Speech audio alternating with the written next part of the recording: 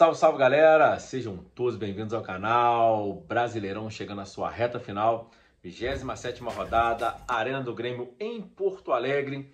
O Grêmio recebeu o Flamengo totalmente reserva e, óbvio, aproveitou, venceu por 3-2, se afasta da zona de rebaixamento. E o Flamengo, por sua vez, o elenco mais caro da América do Sul, precocemente dá adeus à disputa pelo título. Está agora a 11 pontos do líder Botafogo, faltando 11 jogos para o Botafogo, 12 para o Flamengo. Porém, o Flamengo tem um jogo a menos para fazer contra o Internacional em Porto Alegre, no Beira-Rio.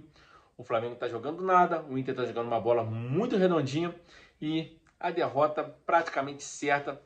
Ou seja, o Flamengo, além de ter que secar o Botafogo e o Palmeiras, bem provável de ambos perderem 3, 4 jogos em sequência, o Flamengo fazer o diferente, vencer jogos em sequência. O Flamengo é um dos piores times do segundo turno do Brasileirão, ou seja, o Flamengo está fora da disputa do Brasileirão, está por um fio de ser eliminado da Copa Libertadores da América, porque perdeu em casa para o Peñarol, Maracanã lotado, o Flamengo perdeu por 1-0, tem que fazer uma partida impecável, contar com um dia iluminado dos seus jogadores e também contar com o Peñarol apático para fazer a remontada, vencer por 1 gol de diferença, levar para os pênaltis, ou 2 gols de diferença para se classificar direto.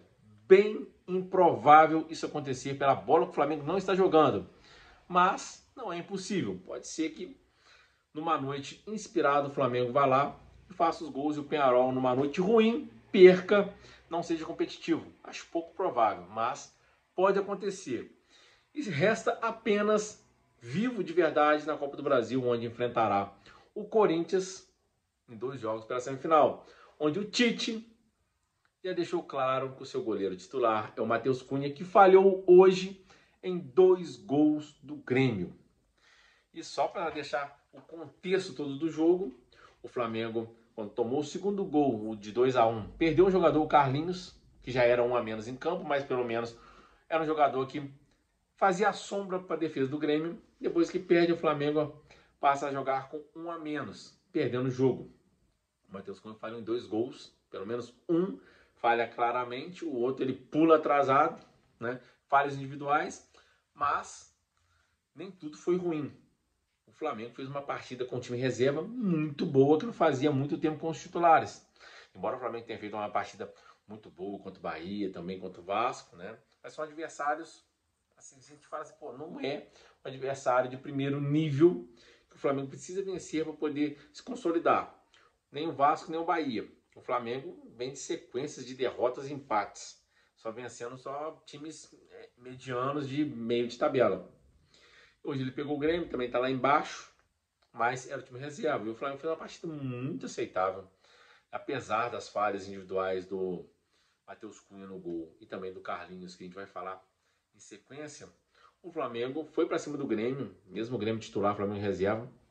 Jogadores como Alcaraz, Lohan, Matheus Gonçalves, Wesley Araújo, fizeram partidas muito boas, principalmente Everton Araújo, Matheus Gonçalves e Wesley. O Wesley, por incrível que pareça, está queimando minha língua, está sendo um dos melhores jogadores do Flamengo nos últimos jogos. E eu acho, e ele acabou se lesionando no final da partida, saiu, levou uma joelhada atrás da coxa. Mas eu acho que o Tite vai mantê-lo no banco, mesmo precisando de vencer. Ele é mais ofensivo. E manter o Varela. O Varela, aquele lateral, nota 5. Joga ali se defendendo, tenta não comprometer, mas não avança. E também não é 100% na defesa. Lateral nota 5. O Wesley é o lateral nota 7 da defesa, no ataque, e nota 5 na defesa. Eu iria com o Wesley. Por mais que o Wesley falha na defesa, você coloca ali um volante lá para poder cobrir o Wesley e deixa o Wesley solto, porque o Flamengo precisa de fazer gol. Vai falando do jogo, como eu disse, o Flamengo começou muito bem o jogo, o Grêmio errando demais, mas o Grêmio abre o placar com chute de fora da área, onde, ao meu ver, foi uma batida bem colocada, mas o goleiro, pela posição que ele estava, se ele pula no momento certo, eu acho que ele encostaria na bola, jogaria ela na trave ou para escanteio. Matheus Cunha pula atrasado, a bola vai no canto, faz 1-0. O Flamengo logo em seguida sai jogando da sua defesa e finaliza com o gol do Matheus Gonçalves, numa bela chapada, onde ele corta o Reinaldo para dentro, chuta, sem chance para o goleiro do Grêmio, empata o jogo e o Flamengo vai para cima. O Flamengo teve chances de virar o jogo. Teve uma bola que o Carlinhos sai cara a cara, ele e o goleiro, ele parte diante do meio campo. Ele acaba ganhando no corpo do zagueiro, sai cara a cara com o goleiro, onde ele tinha várias tomadas de decisões que poderia ocasionar em gol. Ele optou em chutar, chutou em cima do goleiro, poderia ter dado a cavada, ou cortado por meio, batido de esquerda, ou rolado pro Lohan, que vinha sozinho atrás. Ele optou, depois de ver o zagueiro cair, chutou forte, o goleiro fez a defesa fácil. Depois o goleiro ainda defendeu, o goleiro do Grêmio fez uma boa defesa no chute do Matheus Gonçalves fora da área. Teve um chute perigoso do Everton Araújo fora da área. Teve uma cabeçada que era endereço certo do Ayrton Lucas. O Flamengo foi muito superior ao Grêmio no primeiro tempo. Vem o segundo tempo, o Grêmio mais organizado. E mesmo assim o Flamengo jogava bem. O Flamengo pressionava o Grêmio e no contra-ataque o Grêmio acabou fazendo uma jogada pela esquerda. O Reinaldo saiu costurando, chuta.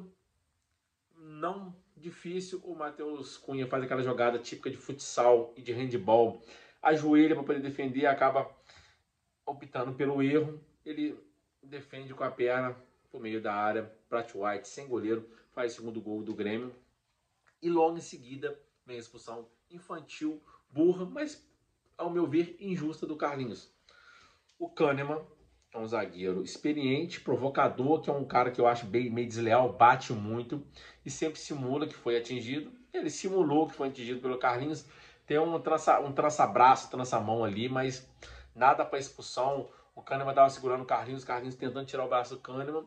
E numa dessa, o Carlinhos levantou o braço, o Kahneman espertamente. A câmera não mostra direito o lance.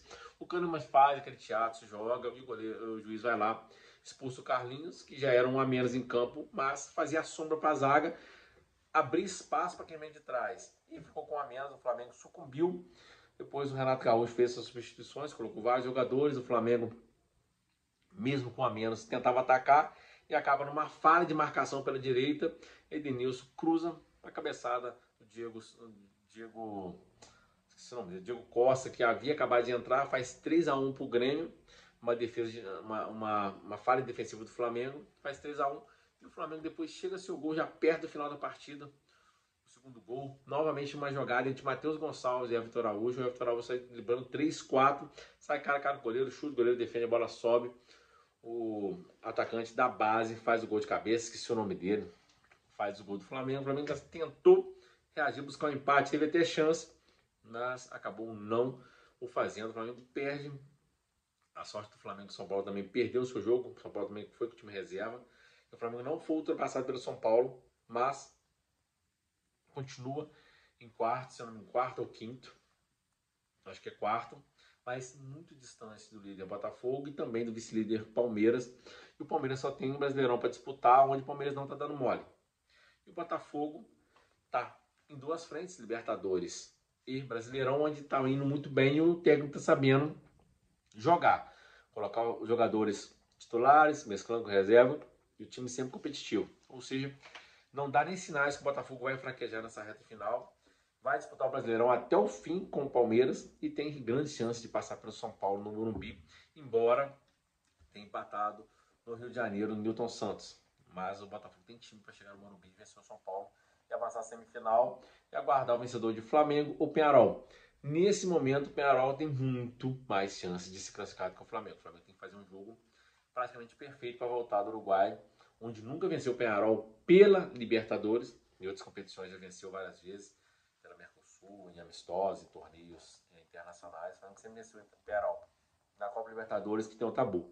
Mas, falando de novo de Brasileirão, o Flamengo com o elenco mais caro da América do Sul, várias contratações, a comissão técnica mais cara do futebol sul-americano sucumbe, já está praticamente eliminado do Brasileirão. Praticamente não, está eliminado, não tem chance de título. Tem agora de ficar ali entre os primeiros para poder pegar a fase de grupos da Libertadores no ano que vem, né? Caso não vença a Copa do Brasil nem a Libertadores. Bem improvável de não vencer nenhuma das duas pelo futebol que está jogando. E o Flamengo simplesmente vai sucumbindo na reta final, pode fazer uma reta final tão ruim quanto a do ano passado. A diferença do ano passado para esse ano, que o ano passado o Flamengo chegou à final da Copa do Brasil, perdeu, né? A gente sabe como foi, né? Jogando muito mal no Rio de Janeiro e quando foi tentar buscar no Morumbi, acabou apenas um empate. E no Brasileirão ainda conseguiu disputar até as rodadas finais o título. Aí depois acabou perdendo para o Atlético no Maracanã e deu adeus de vez ao Brasileirão. Mas aí faltava poucos rodadas. Agora não. Agora falta 11 jogos. Para o Flamengo 12. E o Flamengo não dá sinais algum que disputará o título. Ou seja, o final de ano parece ser tão melancólico quanto do ano passado. Vamos ver o que vai acontecer na quinta-feira contra o Peñarol. Pode haver um milagre da remontada, pouco provável, mas pode acontecer. E depois, na Copa do Brasil contra o Corinthians, vai ter que jogar muita bola, porque o Corinthians se acertou, está jogando futebol bom, né? Não ótimo, mas bom. E o Flamengo está descendo a ladeira, está naquela curva descendente com previsões de piorar. O Flamengo é um dos últimos no segundo turno do Brasileirão. Agora é ver se o time que ficou no Rio de Janeiro treinando os titulares, mais alguns reservas ficou no Rio, nem foi para Porto Alegre, faça uma partida impecável na quinta-feira. É isso aí, um abraço, fique com Deus e tamo junto.